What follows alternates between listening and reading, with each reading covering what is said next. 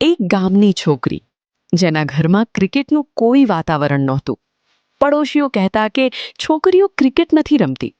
તે રોજ આ મહેણા સાંભળતી, પણ પછીના દિવસે મેદાન પર પહોંચી જતી. ચકદહાથી કોલકાતા, રોજ 80 કિલોમીટર લોકલ ટ્રેનમાં, ભીડમાં ધક્કા ખાતા ખાતા, ફક્ત એટલા માટે કે તેનું એક સપનું હતું, ક્રિકેટર બનવું. તે સમયે પરિસ્થિતિ સારી નહોતી, પણ ઝૂલન અટકી નહીં. ઇન્ડિયા ટીમમાં સિલેક્ટ થઈ. પણ ત્યારે વિમેન્સ ક્રિકેટનો અર્થ હતો ખાલી સ્ટેડિયમ, કોઈ પૈસા નહીં, કોઈ સન્માન નહીં. જ્યારે મેન્સ ક્રિકેટર્સ બિઝનેસ ક્લાસમાં ઉડતા, ત્યારે ઝૂલનની ટીમ બસમાં સફર કરતી. પણ ઝૂલને ક્યારેય ફરિયાદ ન કરી, બસ દોડતી રહી. 20 વર્ષની મહેનત, 20 વર્ષની રાહ, અને પછી આવ્યો એ દિવસ, 22 સપ્ટેમ્બર 2022, લોર્ડ્સ ક્રિકેટ ગ્રાઉન્ડ. ઝૂલનની છેલ્લી મેચ, 39 વર્ષની ઉંમરે.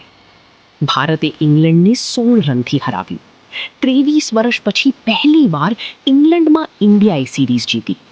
જ્યારે ઝૂલનની છેલ્લી ઓવર પૂરી થઈ, ત્યારે આખા લોર્ડ્સે ઊભા થઈને તાળીઓ પાડી. જે છોકરી એકલી ટ્રેનમાં સફર કરતી હતી, આજે આખું સ્ટેડિયમ તેના માટે ઊભું હતું.